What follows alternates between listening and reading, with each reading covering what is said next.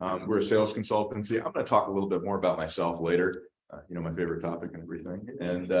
And right over here, we've got Joseph from Safe Water Network. The two of us and Safe Water Network have been working together since 2019.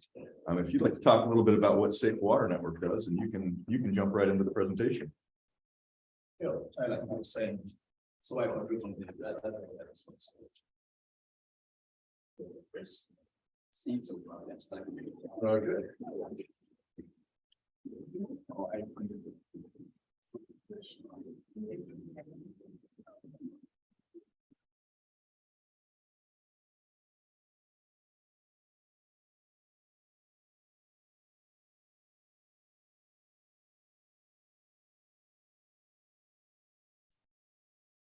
Do you want to be here? Yeah, that's fine. I can sit. Yeah. Oh, no, I just not. Okay. So, good day, everyone. Welcome to this session. Works. Okay. I hope you can hear me. So this is going to the webinar. That's why you need to speak into the microphone. Yeah. Good. Thank you very much. So a warm welcome to this session. My name is Joseph Ambedimwache. I'm head of partnerships at Safe Water Network. I'm just doing this presentation on behalf of my colleague, also with Safe Water Network at the Ghana office. His name is Joseph Samchebu. He's our head of commercial relations, commercial services. He should have been here, but for difficulties with travel visas and all that. My presentation is going to share our experience with the Household Connection Sales Program, what we've learned from it, and how that's impacting the delivery of our water services going forward. Just by way of context, Safe Water Network is a non-governmental organization. It's a non-profit. We invest in what we call safe water enterprises. Our objective is being able to demonstrate a model for delivering water services in a more sustainable way, in a way that ensures that the water remains safe for use. We work in two countries, Ghana and India, and within these countries, our objective is being able to prove this solution so that working with others, we can replicate that. We don't anticipate ourselves being water service providers. So whatever we are doing in these areas are more to demonstrate or provide lessons or learnings on how this can be done. So our approach is enterprise-based. We find our sweet spots to be within peri-urban areas and small towns. We will normally invest in communities with population between 1,005, it could go all the way up to 10,000. On the average, we work in communities with population sizes 3,000. Our model is community-based, and the essence is to be able to leverage local level, community level skills, capabilities to be able to deliver safely managed water solutions. It's a turnkey process, so we enter into a build, own, operate, and transfer agreement with assemblies.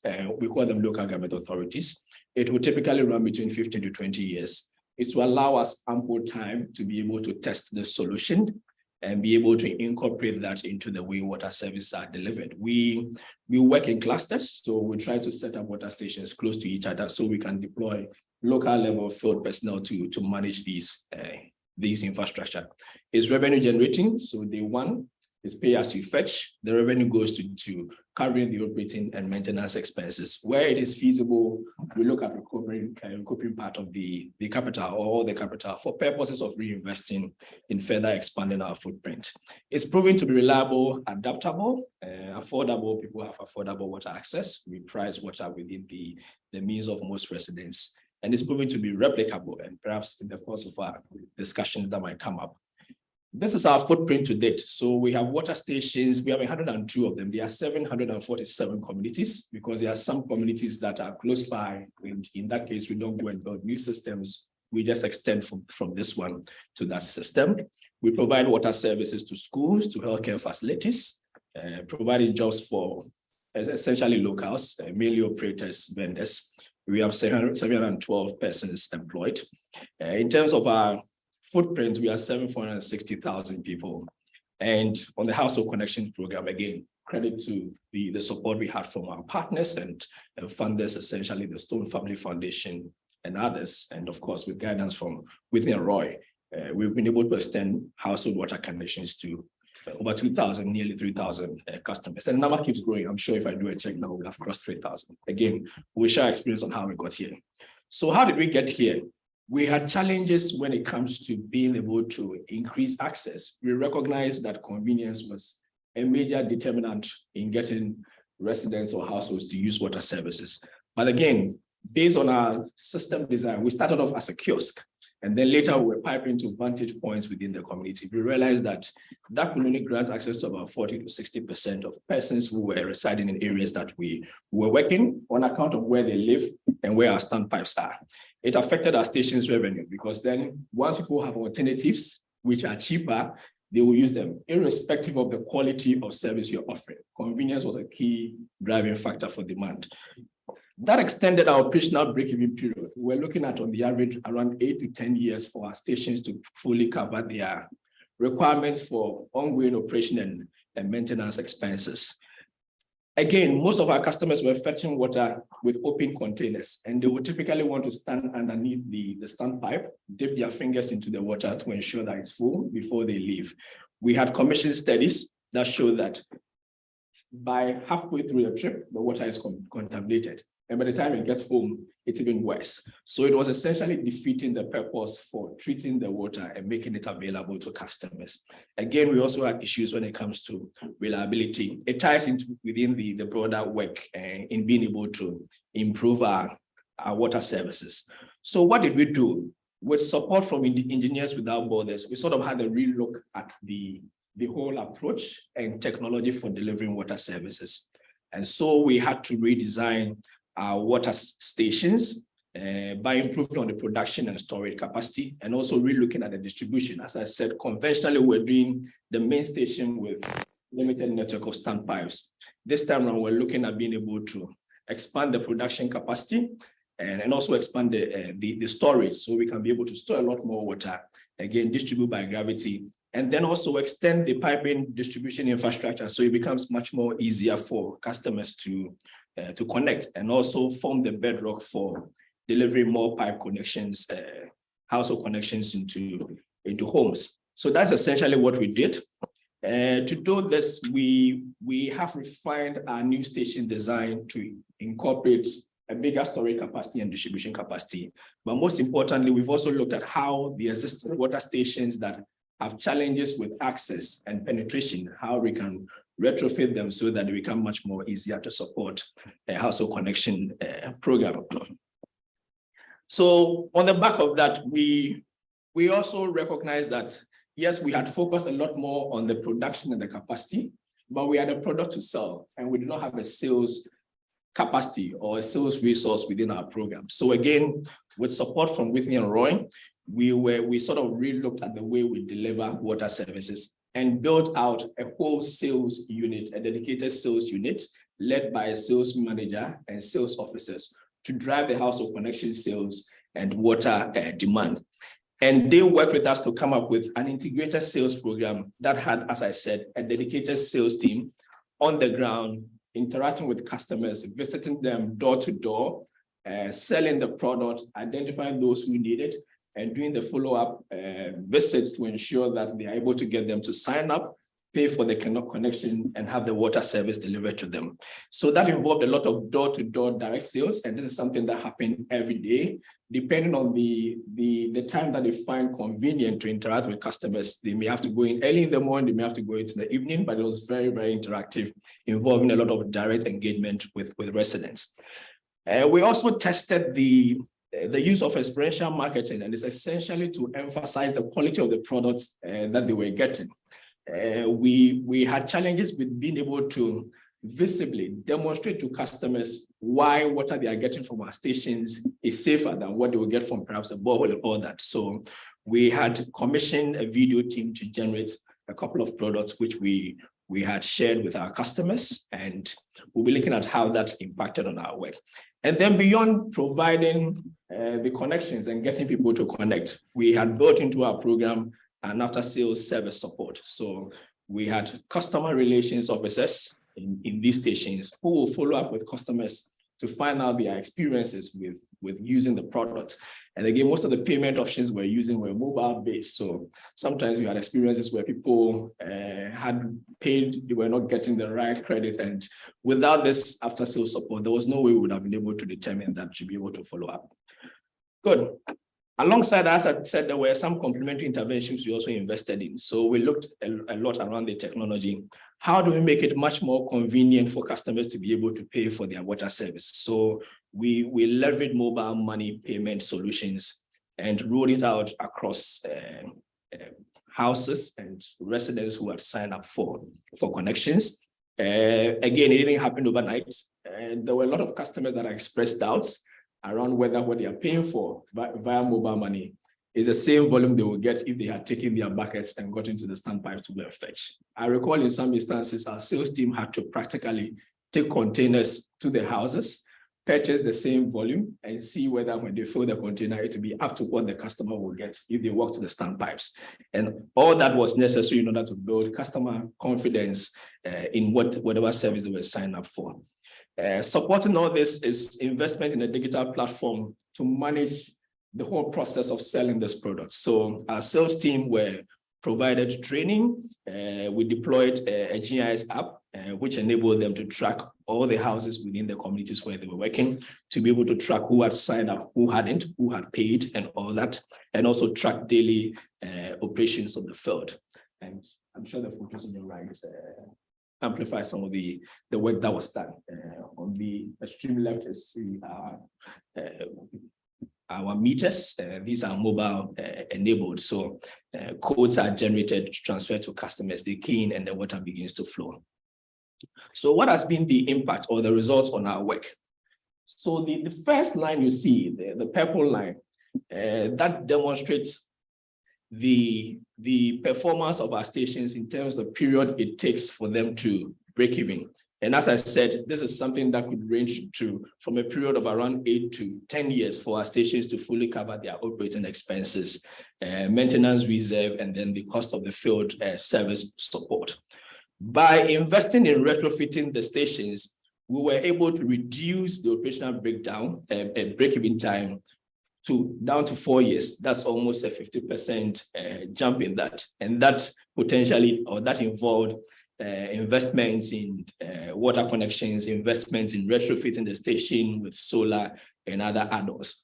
But then as we did a whole rethink of the entire process of delivering water services, we determined that rather than going to investing in our conventional station and all the retrofits, how would it work if we had a situation where you invested in what we call an optimized limited mechanized system that had the solar, had all the production capacity, where you work towards investing in household connections, working towards an almost full community level coverage in terms of household water connections, backed by a sales program.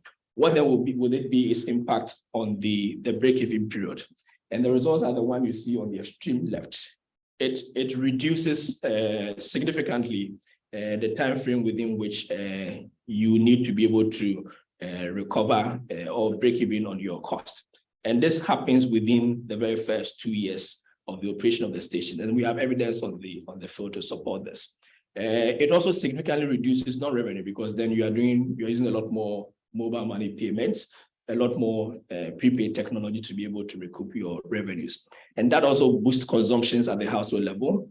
We had consumption twice or thrice what individuals would averagely consume if they were to fetch using the container. And of course, it increases convenient access for customers.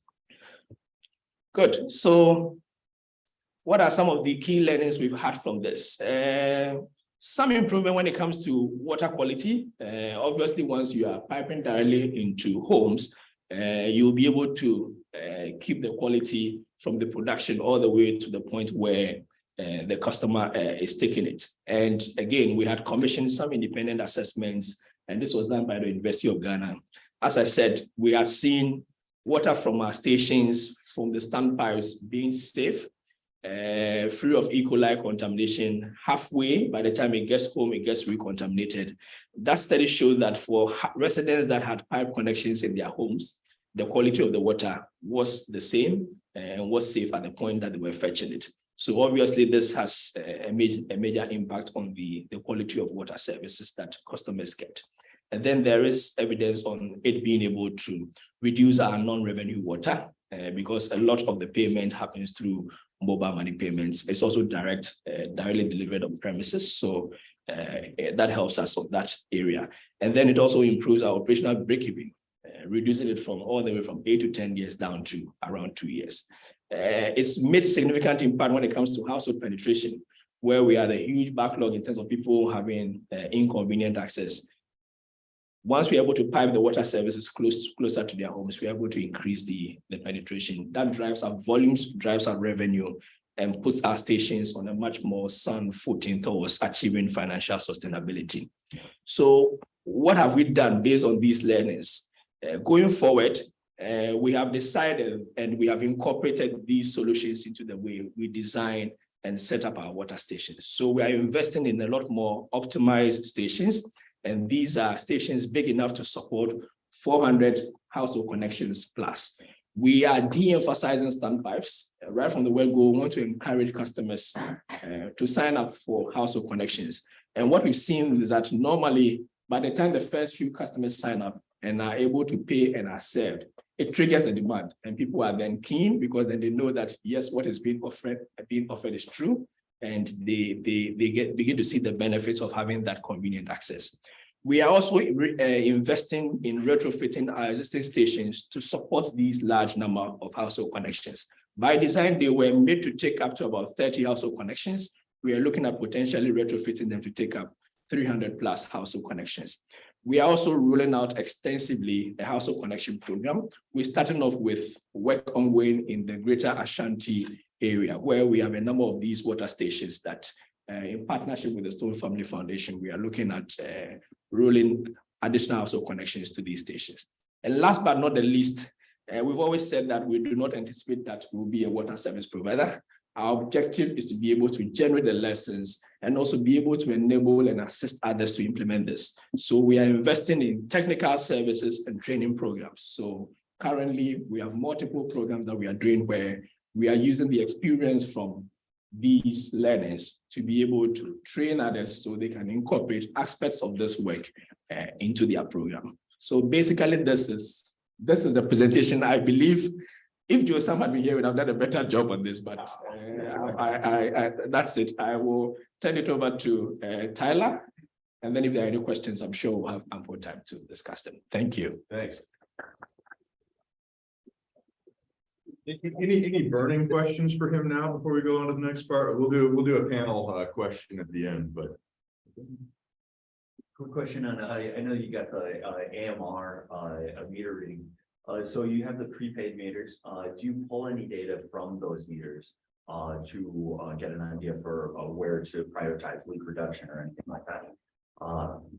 Yes, we do. And every week within our office, we review customer demand uptake. So we are in a position to tell which customers are still our regular customers, which ones have dropped off, so that we are able to then ask our customer services team to follow up and engage them. So we are able to get that data from this solution.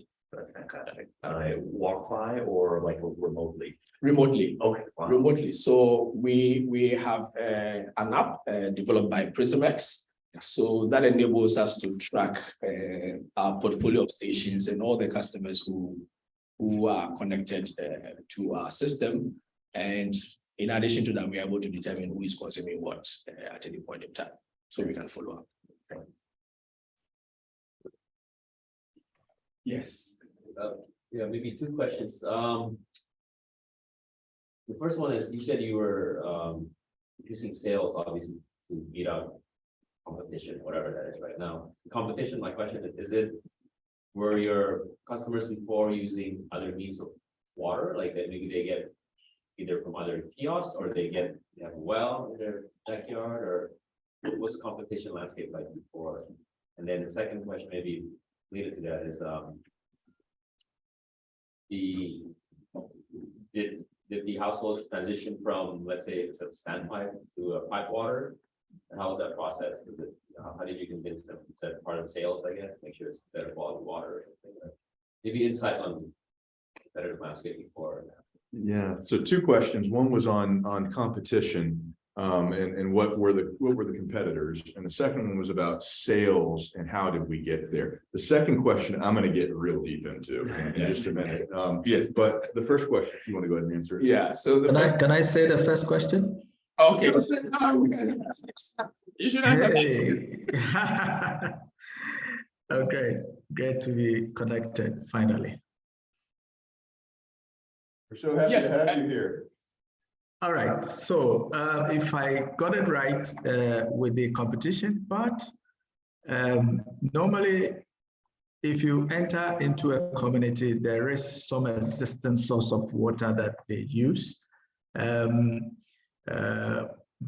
Pretty much it is either from a river or a hand dug well in the community, or at times it is a private man who has done a mechanized borehole. So there is some sort of, I would say, competition or some source of water that they are using.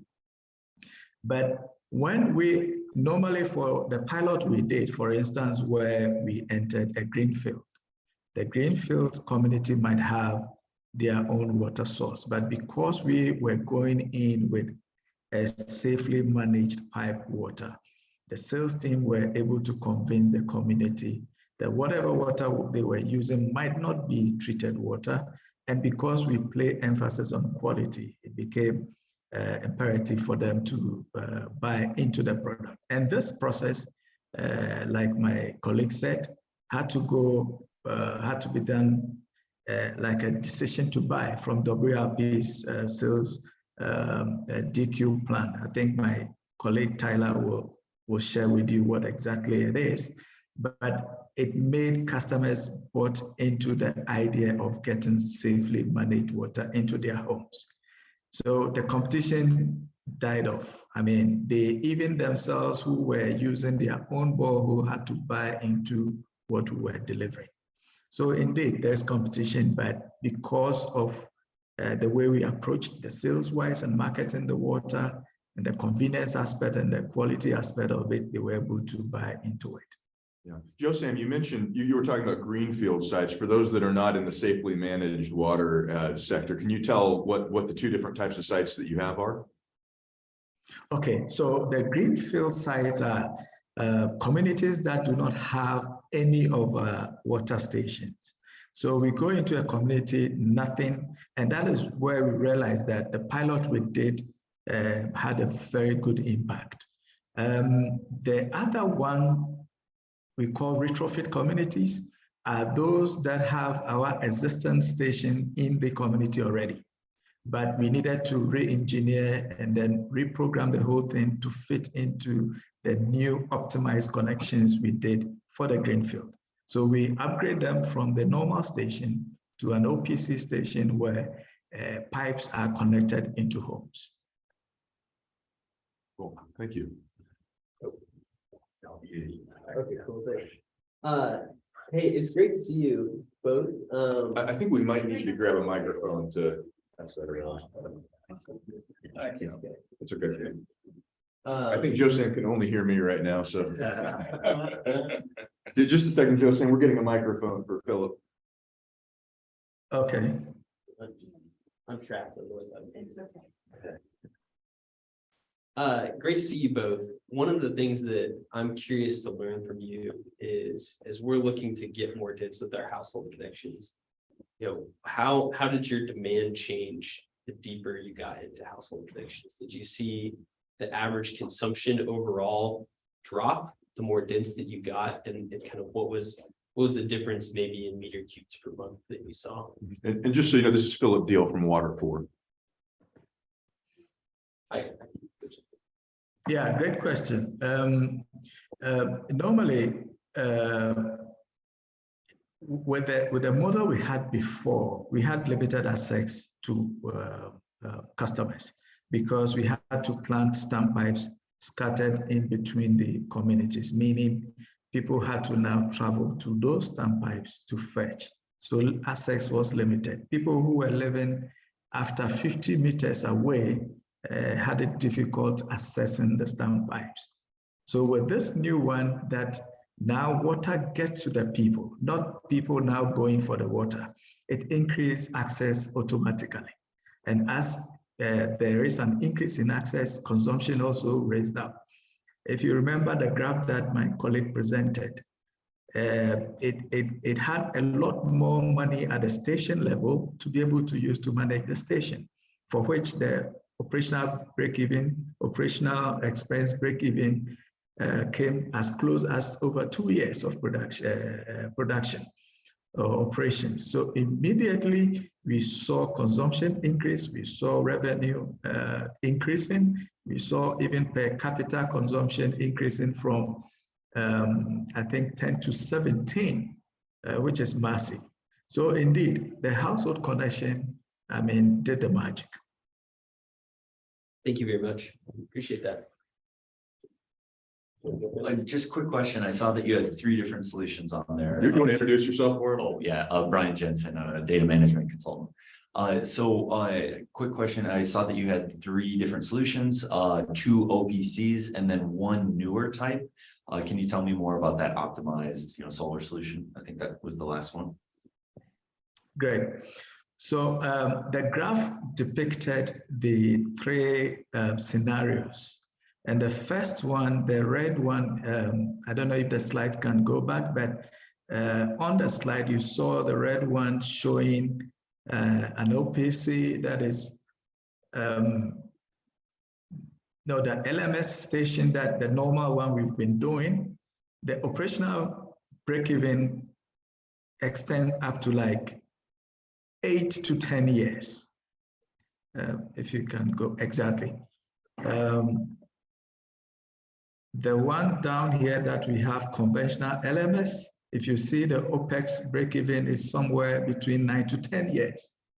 Now, that is if we had no interventions, if we had gone on with the same kind of operations we were doing before. But with the interventions that came with the help of Stone Family Foundation, and then we tested the greenfield and the retrofit. The middle line tested the retrofit stations or communities that we have stations, but we have retrofitted to optimum pipe connection. That had operational break-even projected to be within 4 to 5 years, meaning that even if you had to fund money from external sources to keep the station going, it will be only for 4 years. But the greenfield one, the new OPC, meaning the optimization happened in the station that we didn't have any water station there at all.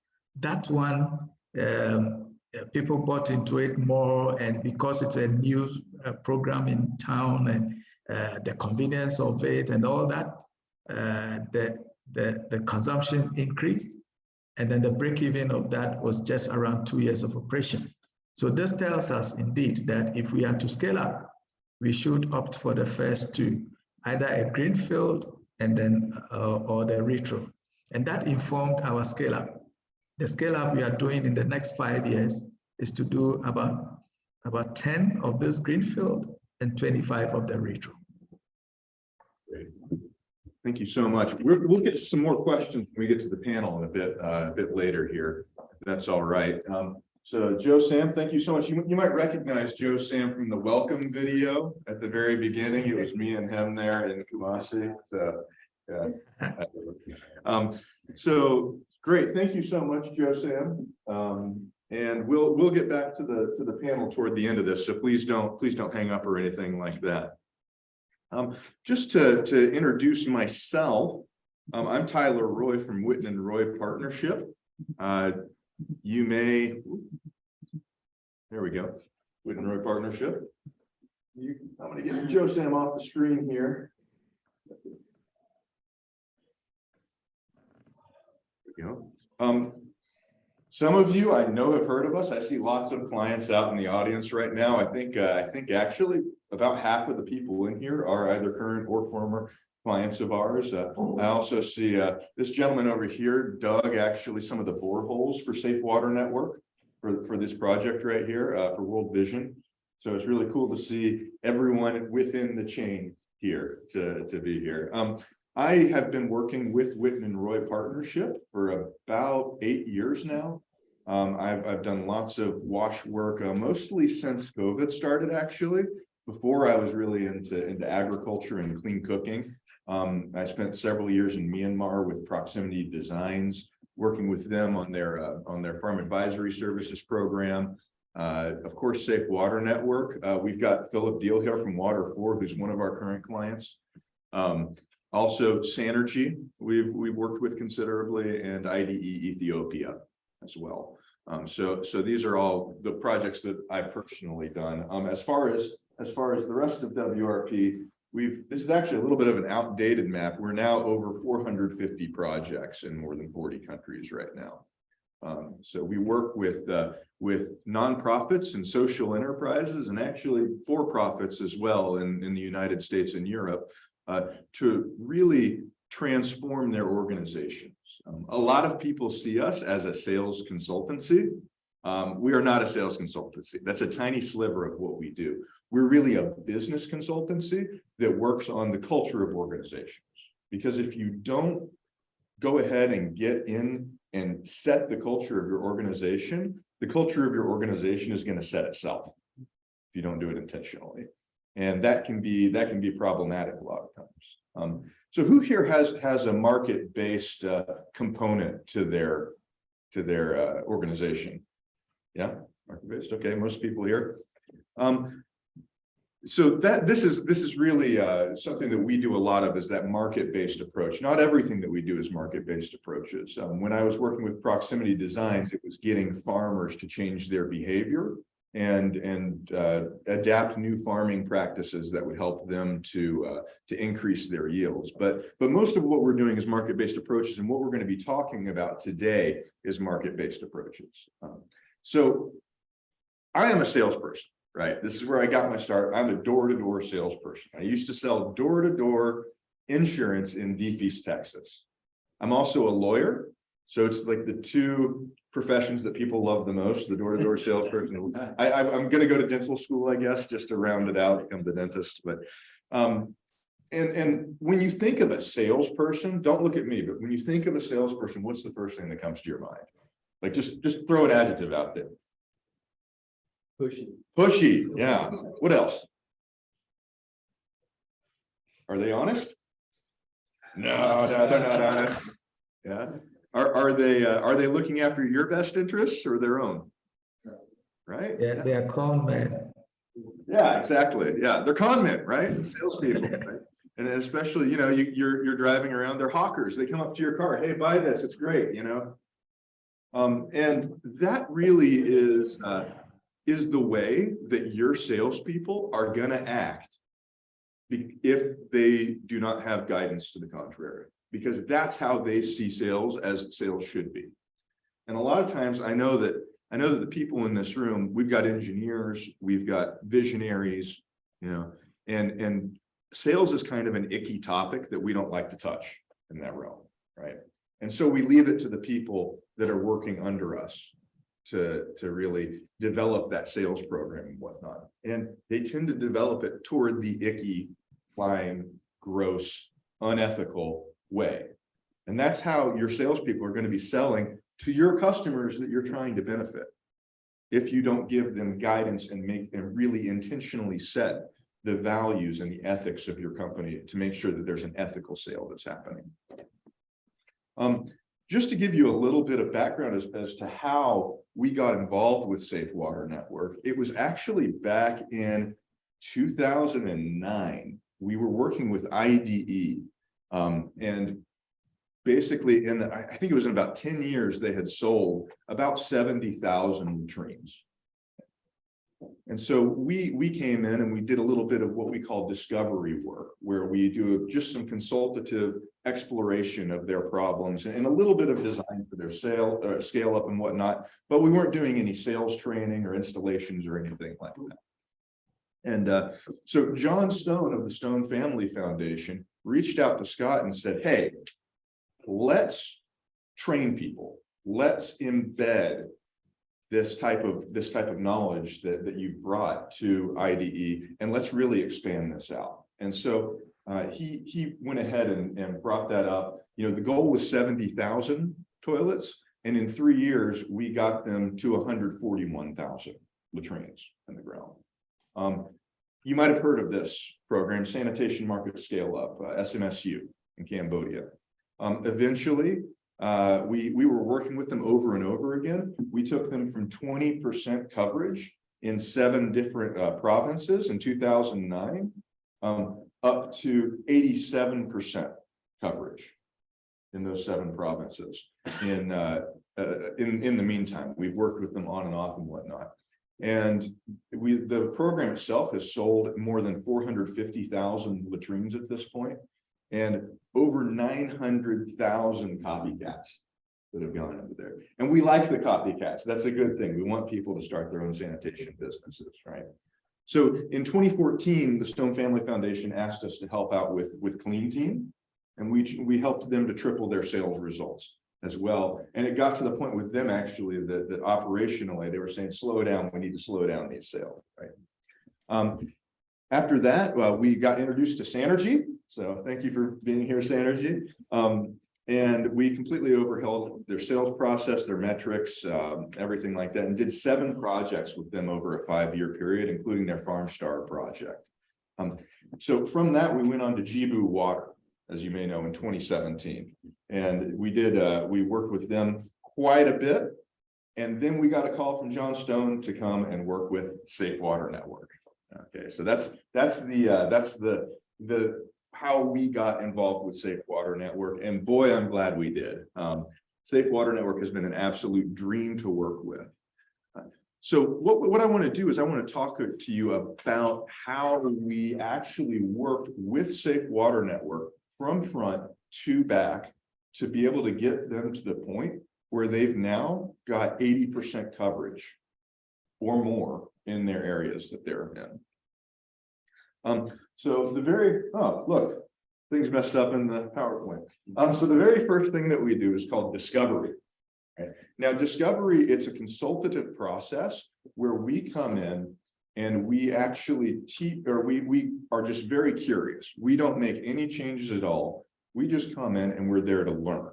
It's usually 2 consultants that come in, and we interview everybody. We interviewed all of the customers. We talked to the water boards and whatnot. And man, it was amazing because we weren't sure at first if we were actually going to work with Safe Water Network. So the discovery process, it's a little bit like a first date. You know, you're feeling each other out a little bit, seeing if this is going to work. And what we ended up doing was, I was sitting at a water board meeting, and this one woman was walking by, and she had a big basket of fruit on her head, right? And she asked, "What are you guys doing here?" She said, "Well, we're talking about getting piped water into people's houses here." She screamed and fell over, right? Fell off. You know, it looked like she was going to have a heart attack. And she was so excited about this. She said, "You need to come in here now." And that was the moment that I knew that we were going to work with Safe Water Network, because this is the kind of impact that this has in people's lives. It completely changes everything. So when we're doing a discovery process, we have this formula here. We call it the results formula. All right. Your results equal your attitude plus your competence plus your execution. So the attitude piece is what your salespeople or your other people in your organization, their frame of mind, right? So if you have salespeople that are all grumbling or they're cheating their customers, or they're not acting ethically, they might have a low attitude, right? So we're looking at that in the discovery process. C is competence. That's your skill level, okay? And your skill level of selling, your skill level of managing, but it's really important to be able to have a high level of that. And then finally, the execution, which is doing the right things with the right people at the right time. If you get all 3 of these in place, and you've got a decent product, you're going to have good results, excellent results, right?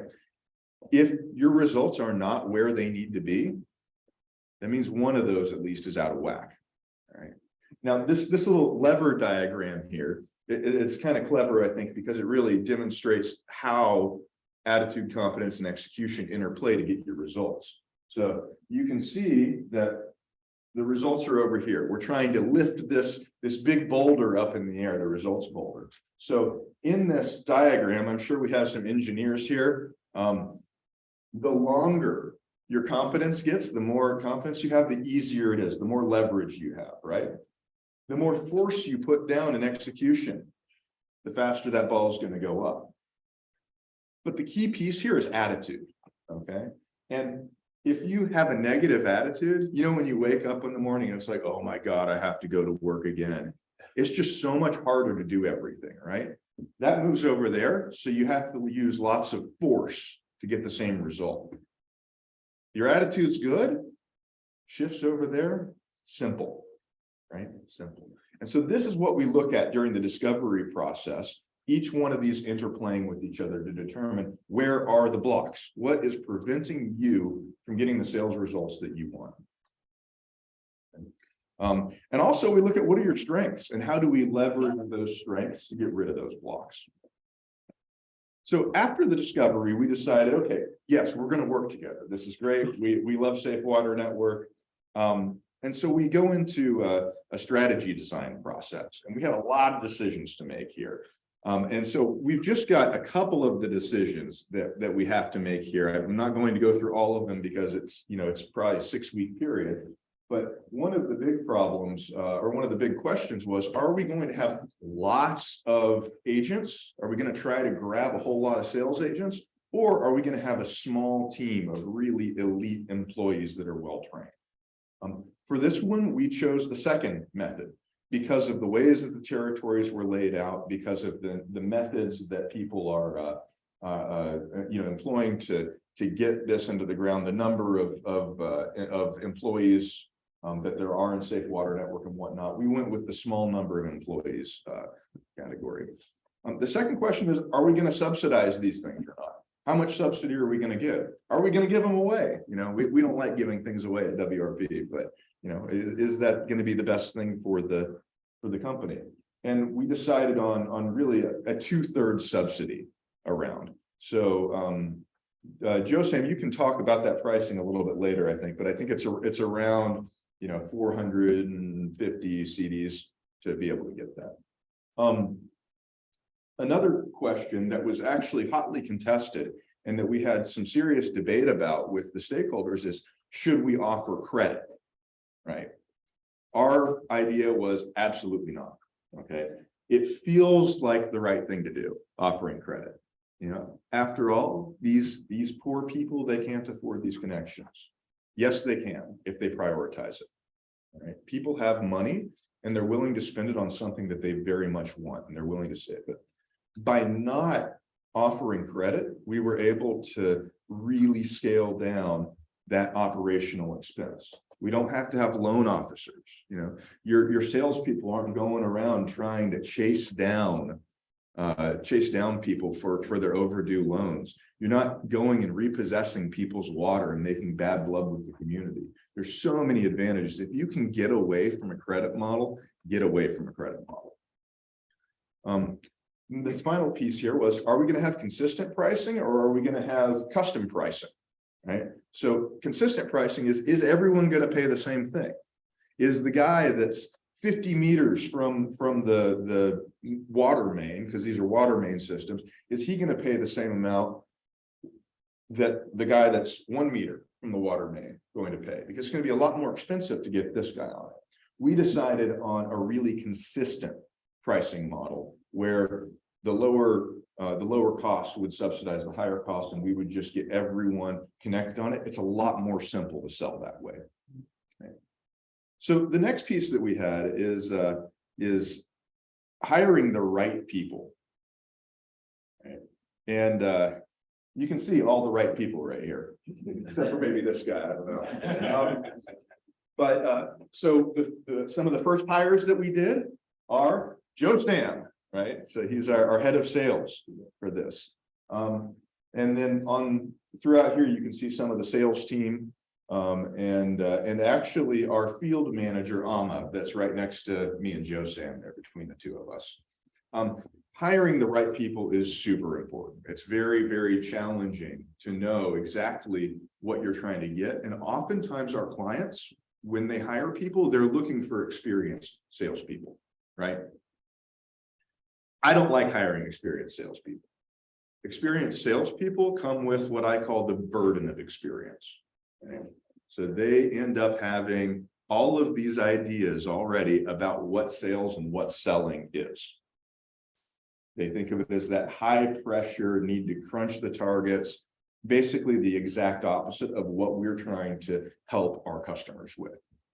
And so we like to hire people that, if you're looking at the A, the C, and the E, the attitude, the competence, and the execution, which one do you think we hire off of? Attitude, absolutely. The other two we can fix. We can make them more confident and we can get them executing right. But attitude is the one piece that we can fix it, but it's a lot more work. So the next piece of this is designing the right tools. And the tools that we designed for this particular intervention are what we call a site seller. Okay? And I wanted to bring a site seller here. I don't know why I didn't, but it's basically a guide that takes you through the sales conversation. I'm going to tell you about what a sales conversation looks like in a minute, but it's a guide that you hold out in front of you when you're talking to a customer. It doesn't have many words on it at all. It's almost all pictures, and it guides them through what we call a problem-led approach. So for the first half of the sales conversation, you're not even talking about your product yet. You're only exploring what the customer situation currently is, and then what that customer is going to eventually, what their problems are, and exploring the depths of those problems and what those problems actually cost the customer. Okay. And so and it takes you all the way to the close of the sale. And you can see this gentleman here using a site seller. And actually, this is from, I cheated a little bit. This is from PSI. When I was working with PSI, or actually, I think this might have even been IDE a long time ago when I was working with them. So, the other tools that we build are what are called special numbers, or what we've called them in the past. Now we call them your controllables, right?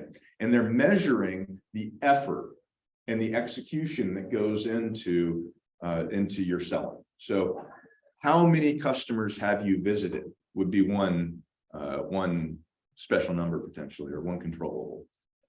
How many qualified demos did you give to people, right? So these are really important numbers to know, and they're always looked over, almost always, by organizations, because what they want to know is, how many sales did you make, right? That's not a helpful number, right? If you're trying to help someone to improve and get better, knowing how many sales they made is just a very small sliver of what you need to know. It would be like trying to coach a marathon runner by only knowing what place they came in the marathon, right? You came in third place, do second next time, right? That's what happens when you're saying sell more.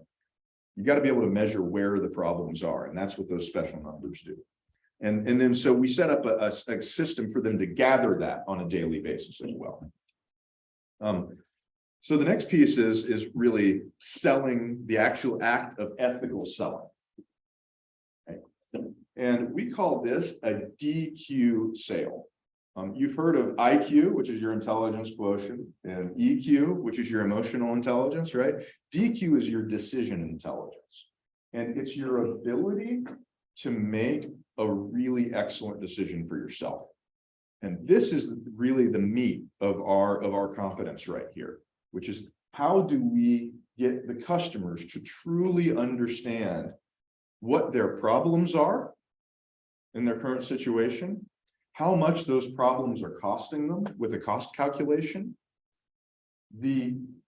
Then once they've fully understood this and they're feeling the emotions that they need to feel, they're not burying their head in the sand like an ostrich anymore, because they're not looking their problems in the face. But once they're looking their problems in the face and they're feeling the emotional impact of those problems, you can present your solution to them and say, is this something that would help you to get out of this problem? And then you do an ROI calculation with them. You look at the value of the solution. And it's totally no pressure whatsoever. You're just presenting them with information and helping them think through their own problem. And then they make a decision, right? Usually that decision is going to be to buy, especially in our areas, in the areas of wash. It's going to be a decision to buy because it usually helps people out. Now, if they're starving to death, if they don't have enough money for food, no, it's not going to be a good decision for them. So we're not going to push them into that, right? But this is how we at Whitman Roy Partnership train people to sell. It's a very problem-led approach. It's consultative selling to be able to help people out. Right. The next piece that we talk about is working territory effectively. Oh, this is a big one. Dougie, what do you think about this? Right. So working territory effectively is so important. And so we help people to set up where their territories are, where they're going, and where they're going to be selling. And this is both on a grand strategic level and on a tiny village to village level, right? So on that grand strategic level, it's how many places can we realistically cover, right? Are we going to put one person in 7 counties, or are we going to put 7 people in one village, right? And we like to really start small, and we recommend that almost everybody starts really small, saturates the area that they're in, doesn't go chasing down leads, but instead works their territory very methodically, seeing every single person. Now, when you do that, when you're working your territory like that, seeing every single person, you can gain information in your territory about the next person that you're going to see. Right? So you can learn from the first house that you go to about the people living next to them. How many kids do they have? What's their job? What's their work schedule? So you can make sure that you see them, things like this. And then you start to develop names, and you start to be able to connect with your community.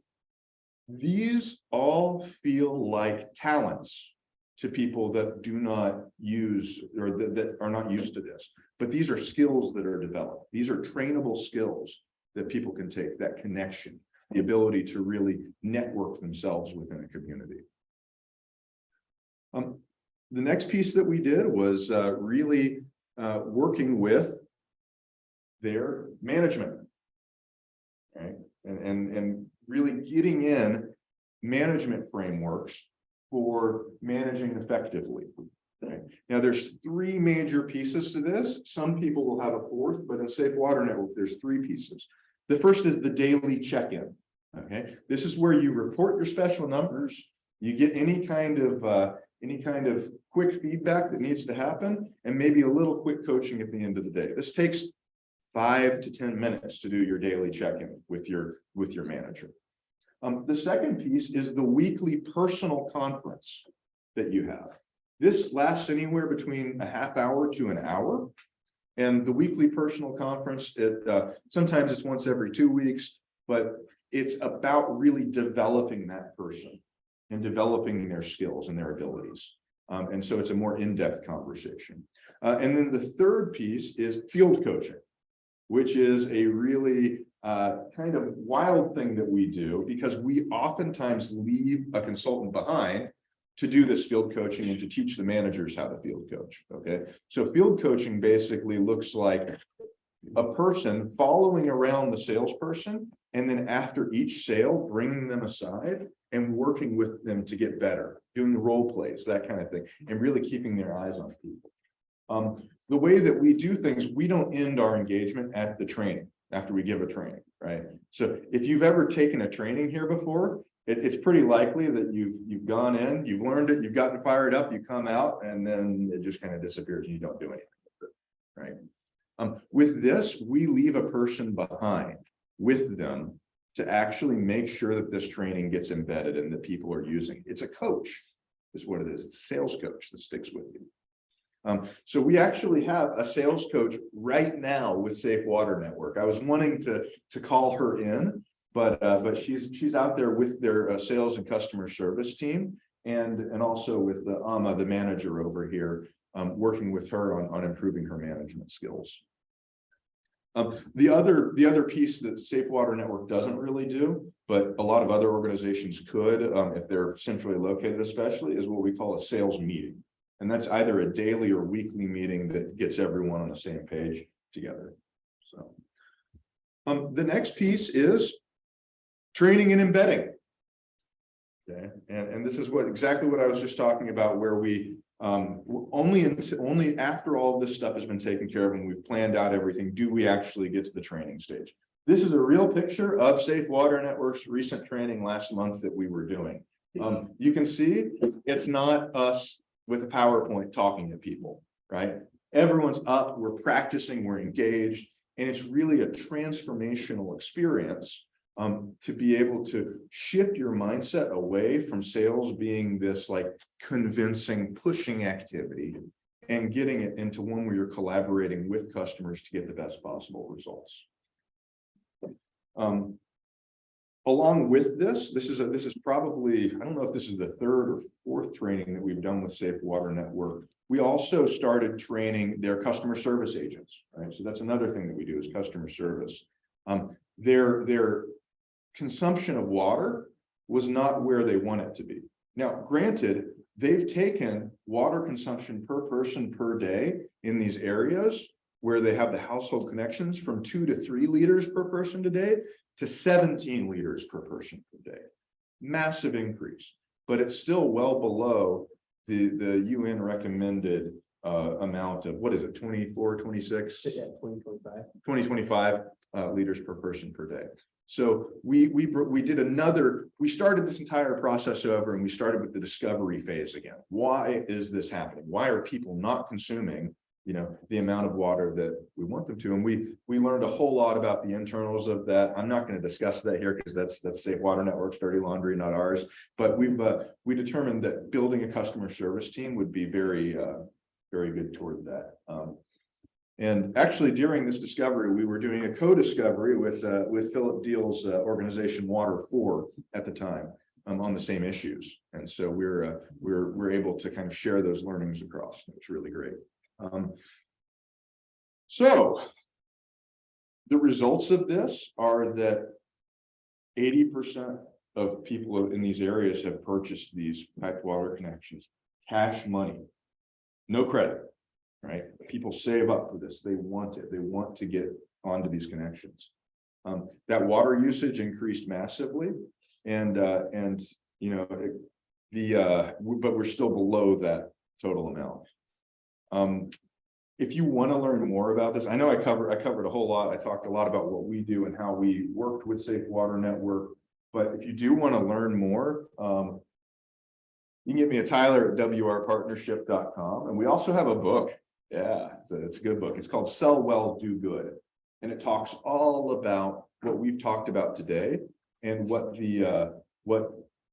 basically how to build a DQ sales for your organization and be able to implement that. So that's all I got for you. So I think we're going to turn to questions and panel now. And I'm going to bring Joe Sam back up here on the screen. He's there. Yeah, there we go. Joe Sam, turn your video back on. There we go. Great. Thank you very much.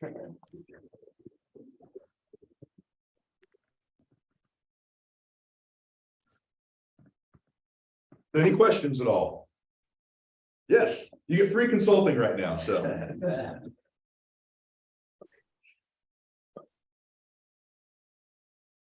If you could just say your name and organization first, please. Oh, okay. Thank you very much. I'm Bismarck Jumvasara from Ghana. I work with one of the public universities. Amstead is probably just 2 years old in by law. Joe knows me very well. Just maybe for reflection, I think last time when Joe, I think was it last year, you organized a webinar. And also, I think I mentioned something of that sort. My interest is probably also protection of your business.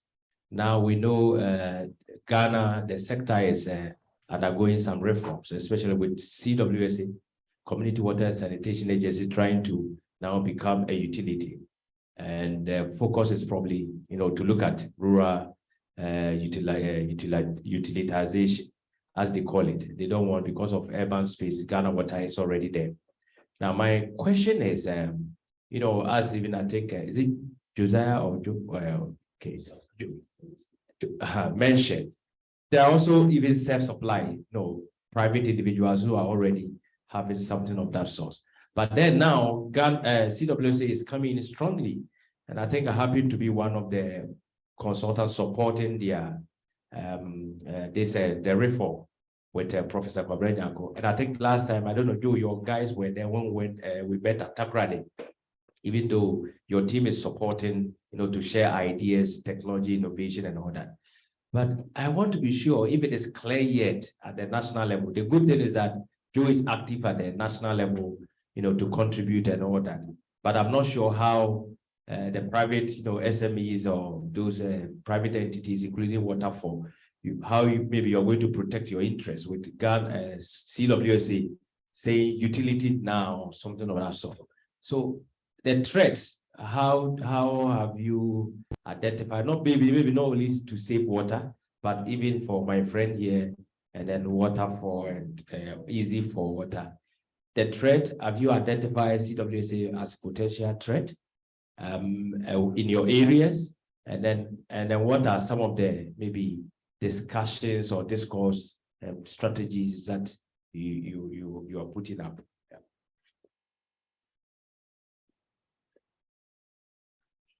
Well, answer straight, or you want to take some more? I know I could answer.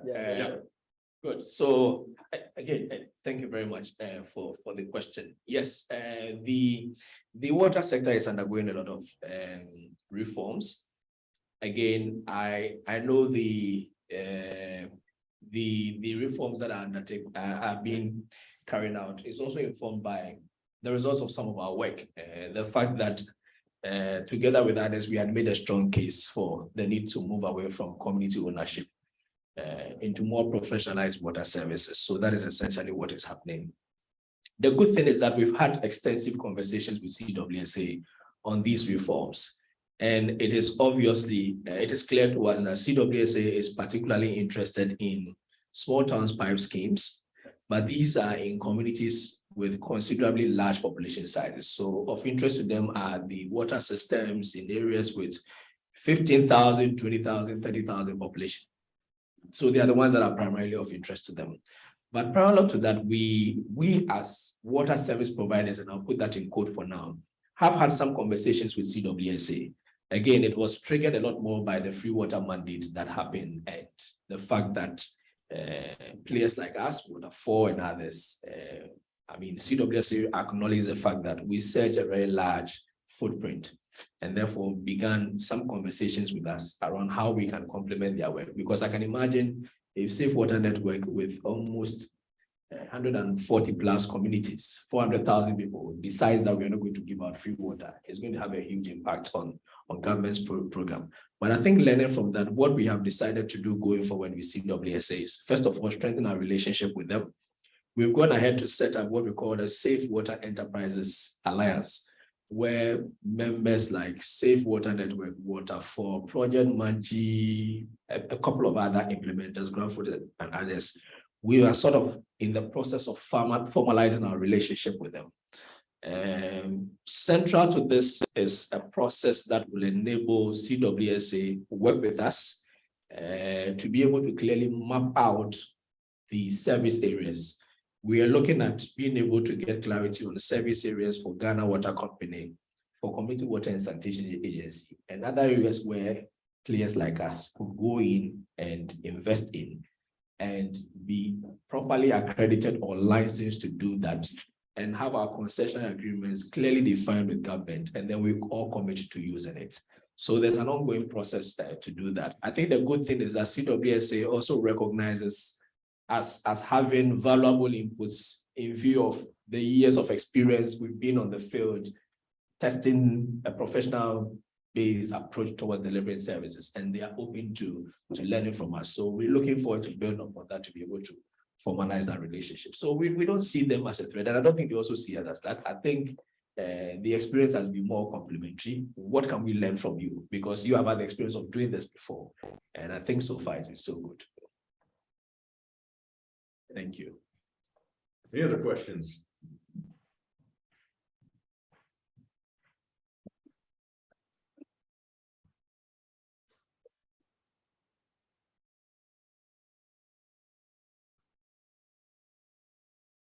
This question is for Joe. Which Joe? Well, in the office, I'm the only Joe, all the others are Joseph. Well, it could be for Tyler too. I'm wondering, so very clear message around the value of household connections and how that drives increased demand and increased revenue for your services. Have you had any conversations around on the flip side, sort of maybe the sequencing in maybe a greenfield site? So like, in the value that off-premises connections actually do serve, and if they do serve, I mean, there are assuming people, customers that may not be willing or able to purchase a household connection or to invest in that yet. So there's still a need for off-premises connections. I'm just wondering how that kind of fits into your thinking, either sort of like investing first in off-premises connections and then looking to do the household connections, or finding those individuals first, the early adopters of household connections, and I don't know, just what you're thinking around sort of the blending of different types of water point connections. Well, the sales manager is up there. I think I can take that. I can come in. Yes. So you see, when you get into the community, the mere fact water is now becoming, people are not going to fetch the water, but water coming to them. The convenience of it alone brings the demand. So that triggers a lot more of early adopters getting on board. Now, as we go down the line, when they get connected, it serves as evidence, experiential, for others to also come aboard. The demand also increases. So we have, over the period, experienced a 30-30 or 30-40, 30-40-30 kind of a graph. It goes up. Can you hear me? Yeah, we Yes, just we can hear you. Great. So the early adopters takes about 30%, and then the next, I'll say the early majority takes about 40, the laggards around 30%, makes us able to cover about 80% of the community, entire community. And you are right, there are those who might not be able to pay the connection fee immediately. And then we don't intend to leave them behind. For those who have been able to connect, normally serve as a point of sale. They sell on to those who were not able to get connected. But as the period goes by, we realize that they themselves find money to also get the convenience, because they would have to move from their house to the next house to buy it or to purchase. And they don't want that. They also want to experience the convenience. So with time, we're going to have like 90 to 95% coverage of the entire community. That brings in the needed consumption levels that we wanted, and also push us more into getting access or safely managed water to a lot more people within communities. Thank you, Joe Sam. Just maybe to direct this to Tyler, this reminds me of some of the early work with IDE in Cambodia when they were looking at selling latrines, the latrine model, and sort of they got this early adopter group, but then they were trying to use vouchers and then trying to think about subsidies to kind of increase their coverage. And there's just similarities there when you think about increasing household connections and different strategies for kind of getting that early adopter group and then increasing coverage as you invest more time. Absolutely. And this is something that's a real, I'm glad you brought that up, really. It's a real cautionary tale it's often very easy to get that early adopter group, right? And you can get that early adopter group just by doing traditional selling, where you walk up and say, hey, I've got this great thing. Do you want to buy it? The early adopters are oftentimes going to buy it, right? But when you go through that full problem-led approach, you're able to get almost everyone pretty close there at the beginning, that would buy that, throughout, which is how we're able to get to 80% so quickly in these areas. We didn't, really start with just 20% and lag there for a long time in the early adopter phase. We were able to expand beyond that very quickly under Joe Sam's leadership to be able to get to that 80%. And it was not a tiered thing where people, bought like this. It was a really smooth adoption curve as the salespeople moved from house to house to house. And also, brought in the chasms aspect of that too. You know what I'm talking about? There's a book that talks about the chasm between early adopters and then early maturity. And if you get past that hump. Yeah, we build a bridge across that chasm. That's what, I think that's what DQ selling really does, is it creates the ability for customers to get beyond their doubts early on, because you help them to confront those doubts. You don't just dodge them or push them away. You confront them with the customer, help bring them across.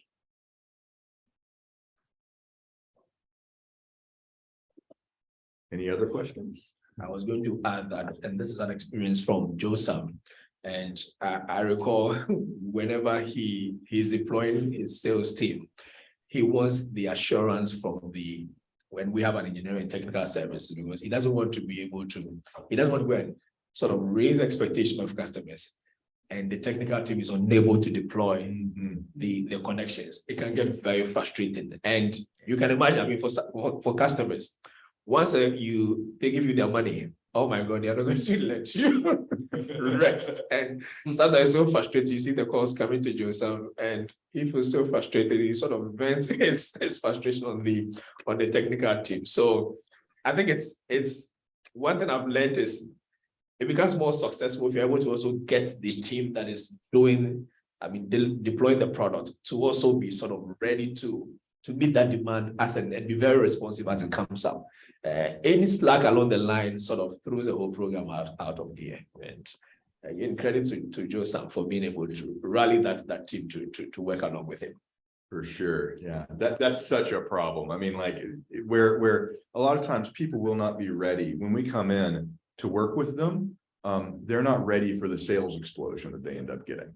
And so we have to be really careful about kind of making sure that the capacity to deliver keeps up with the sales capacity. It's the theory of constraints. You want to make sure that those constraints are addressed. Dagim. Yeah.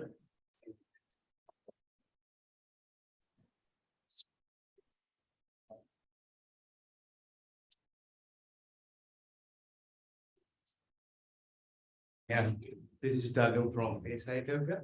We are one of WRP partners. So one of the decisions that you made during the start is, like applying subsidies. So is the subsidy still on?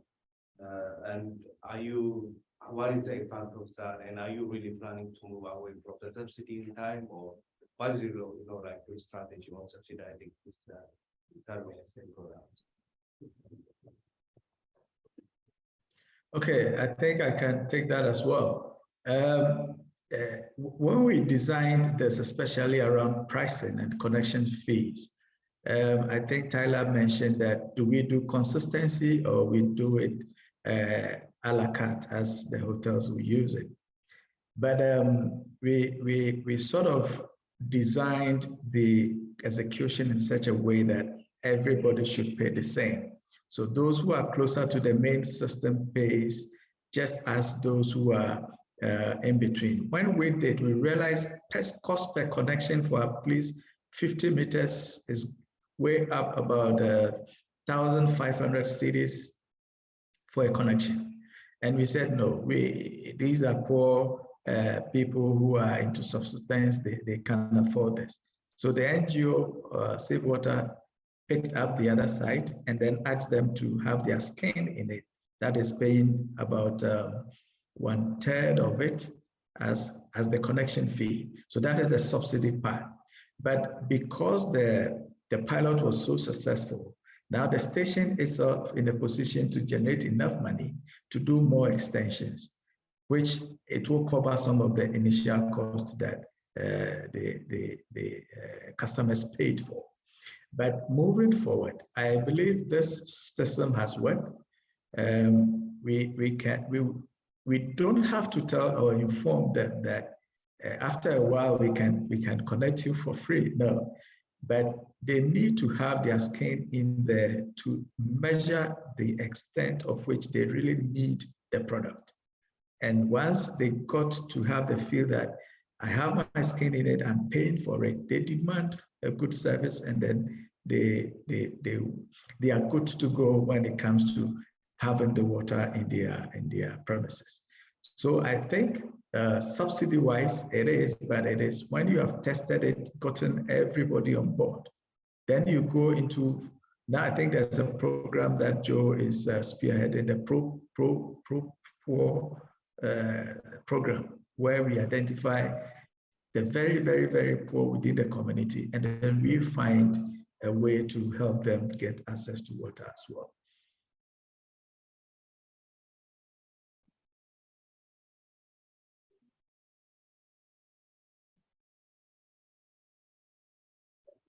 Thank you very much. I think what Sam said is true, because even if you come to urban community where Ghana Water Company is, I mean, they pay for connection fees there, whether you are poor or not. But just as he said, the pro-poor policy, which is PURC, has also probably sort of attempts to address that. I think what I want clarification with respect to the role of the district assemblies in your service delivery. Well, maybe I may be wrong, but it appears the assembly is quite silent, or probably has been cut off in terms of your service delivery or your model. Maybe it would be good to know what is happening, what the assembly doing in terms of your service. And then the other part is with respect to tariffs. I mean, because you are not under any maybe regulator, sort of rural, water regulator like PRC. I mean, the work of PRC is not at the rural sector, it's just with power, and then that of urban water. So maybe tariffs, how do you set it, and who regulates it, and then the role of the assembly in your areas where you are. Joe, would you like to take the assembly part? Yes, I will answer that, and I'll trust me, I'll pass on the big questions to you. So in terms of the role of the local government authorities, we wouldn't enter a community without the approval. They will almost always have to review our request to intervene in their communities. And it's even the other way around. Normally, we will even, before we even select a committee for intervention, they will be the ones leading the effort to get us to invest there. So they will offer the approval before we go in. And then we have what we call a build, own, operate, and transfer agreement. We signed that with the local government authorities because they are the, local level sort of legitimate institution to engage with. And on the basis of the build, own, operate, and transfer agreement, we share reports on our operational and financial performance with them. They are at liberty to also audit our operations, although they've never exercised that particular right. The only time you see them doing it is when they invest in the capital costs of the station. And we have some specific examples where local government authorities have been able to invest, in some cases, even up to 50% of the CapEx. And we have been encouraging them to do that. When that happens, they feel they have a skin in the game. They are very interested in the operations, so they take keen interest, and they even demand reports. Even before you put together reports, a call comes and they are asking for it because their constituents need it. And it's something we would like to encourage, because they are a major skill partner if this this will work. So that is what the situation is. When it comes to tariff, yes, it is true that there isn't a law on this, but if you look at the community water and sanitation regulation guidelines, it requires that we submit tariffs to the local government authorities for approval. What the district assemblies have encouraged us to do is to submit these requests to them. The truth is, we don't have any record on any local government authority formally approving our tariffs. That has never happened. But what has happened is whenever we have introduced a price increment, they've never gone there to tell the people not to pay, which for us, we think is good. I think when it comes to tariff increment, it's a political decision. And politicians wouldn't want to be associated with asking people to pay for a service or insisting that people pay for a service at a higher cost. I have attended events where even if you write a speech for a politician, the portion that talks about the fact that communities have accepted to pay for the service, they will strike out that portion. They wouldn't want to say that. But as I said, they have the proposals with them. And then we go ahead and then we execute. And once we execute and the people have the service and you're not disturbing them, they are at peace with us. And so they also don't intervene. So that has been what the procedure has been. But I think it's also because this is backed by law and the evidence is there. And they can always go to the field to verify. And we will take a price increase with supporting information on what the operating cost is. So I think by and large, they are satisfied with it. We've tried as much as possible to keep the tariffs within what the other major public service providers charge. So we are okay with that. Just to add to that, water production is very expensive, and we try as much as possible to go below the market price. Like I indicated, already you see a market value or market price for instance, a 20-liter container within the community that the private owners will charge.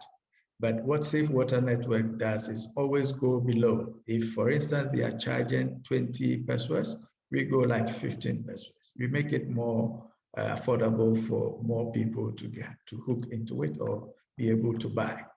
That has informed our pricing. But nowadays, it's because of the production cost of producing the water. That is how come we also adjust the prices accordingly. Otherwise, our operational break-even would have come earlier. But because the unit values are very low, we are able to extend it a little bit. We probably have time for maybe one more Thank you. question.